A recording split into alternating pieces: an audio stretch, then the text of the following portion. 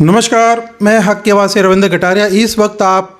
हक की आवाज़ 24 न्यूज़ चैनल देख रहे हैं। देखिए, हम मुद्दों की बात करते हैं, जनहित की बात करते हैं, लोगों की बात करते हैं, इस हरियाणा प्रदेश की बात करते हैं। देखिए, आज मेरे साथ सुप्रीमो राजकुमार सैनी फिर जुड़ गए हैं, क्योंकि कल इनको कुछ प्रोटेस्ट किया था कि कापासीढ़ा जेल में अगवा करके इनको लेके आए थे और कुछ जंतर मंतर से एक जो ईवीएम के लिए जो हेरा फेरी चल रही थी उसके बारे में ये इनसे बात करेंगे कि किस प्रकार से आपको वहाँ से अगवा किया गया। सर नमस्कार। सबसे पहले सभी दर्शकों को, हक की आवाज़ के लोगों को मेरा प्रणाम। रविंदर जी, कल जब हमने कॉन्स्टिट्यूशन क्लब से जंतर मंतर की तरफ प्रस्थान किया तो 3 जगह बैरिकेड लगा करके पुलिस ने हमें रोकने का प्रयास किया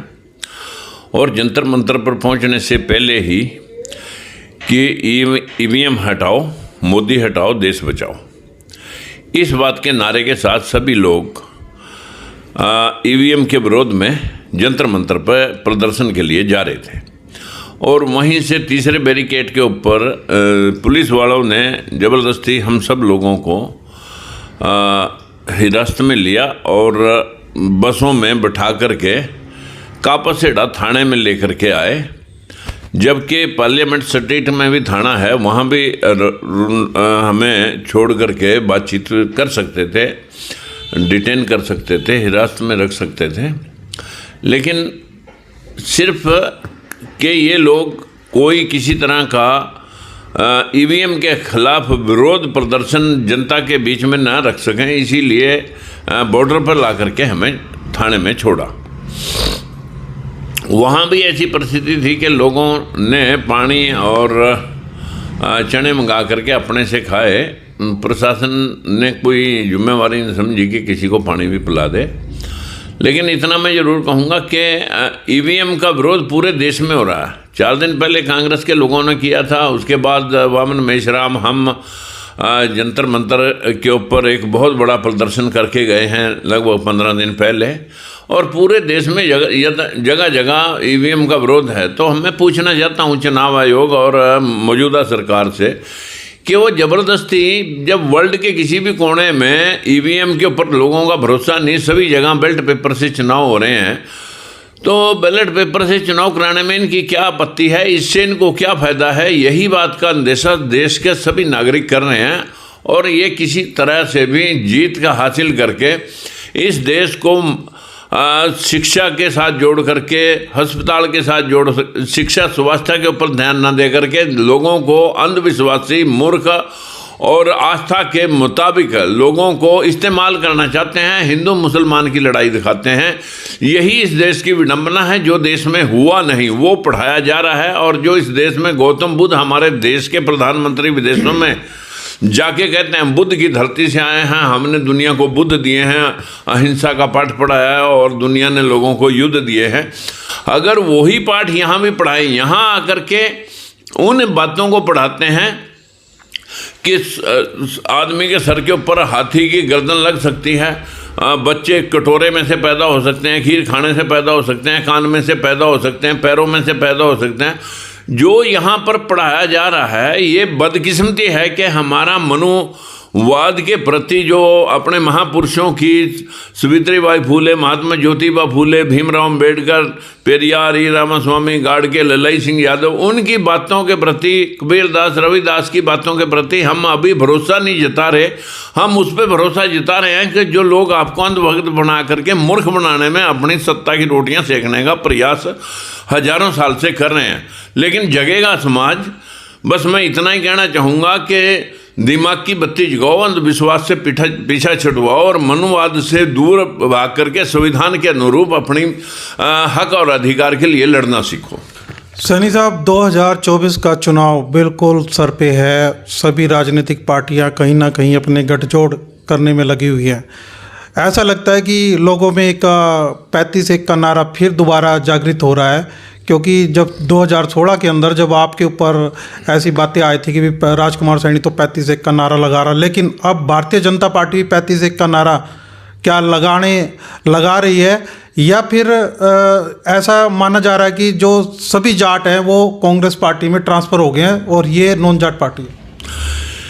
देखिए, ये तो 35-1 का नारा तो पहले भी बीजेपी ने लगाया था, आरोप राजकुमार पर लगा करके उस बात का फायदा उठाया। लेकिन भिवानी और हिसार में जाते थे तो जाट वर्सेस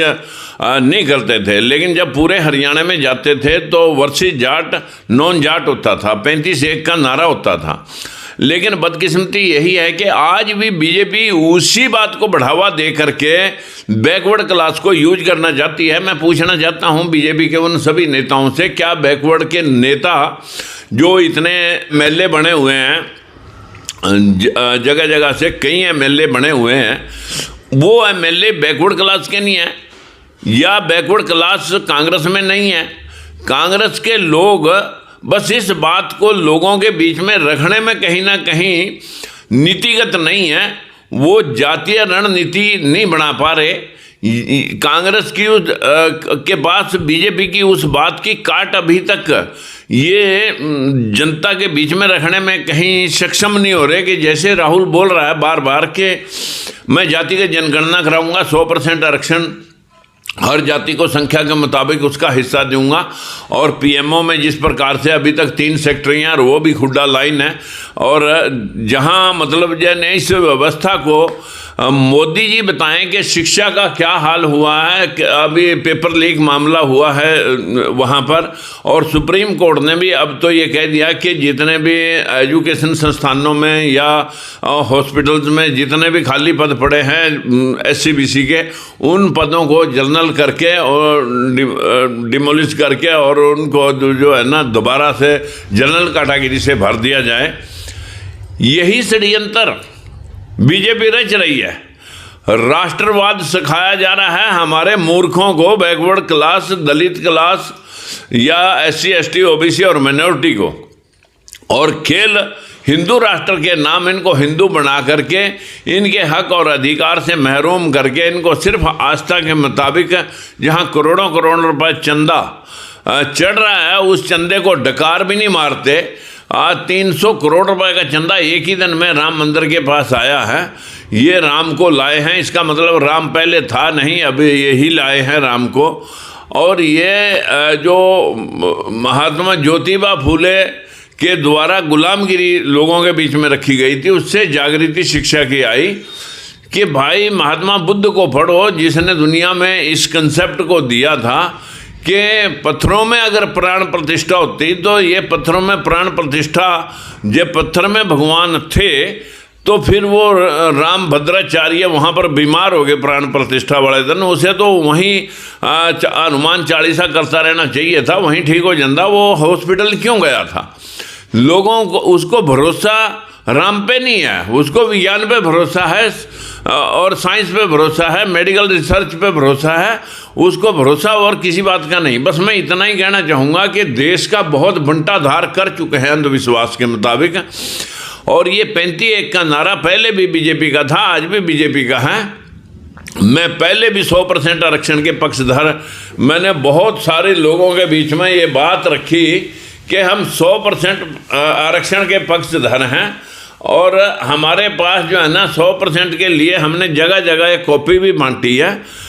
मेरा आप सभी से विनती है कि 100% आरक्षण में हर जाति में पढ़े लिखे लोग हैं, सबका हिस्सा सबको मिलना चाहिए। लेकिन आज पूरे देश के अंदर क्राइम चरम पे है, महंगाई चरम पे है, भ्रष्टाचार चरम पे है, और यहाँ तक कि किसान सड़क पे हैं, सफाई कर्मचारी सड़क पे हैं, छात्र सड़क पे हैं, और फौजी 1 रैंक 1 पेंशन वाले सड़क पे हैं, ओल्ड पेंशन वाले सड़क पे हैं, अधिकारियों के बस गुलछर्रे उड़ रहे हैं, और कर्मचारी और मजदूर और 4th क्लास वो सभी के सभी सड़क पर हैं, किसान सड़क पे हैं। ये पता नहीं कौन से रामराज की कल्पना की जा रही है। लेकिन ईवीएम इसीलिए नहीं हटाना चाहते क्योंकि इन्होंने ईवीएम के माध्यम से चाहे कोई वोट पाए ना पाए, इन्हीं का मंत्री कह रहा है कि आप वोट किसी को पाओ, जीतेगी तो बीजेपी ही। इसका मतलब सीधा है कि इनको भरोसा ईवीएम में सेटिंग कर रखी है और उसी से ही जीतना चाहते हैं।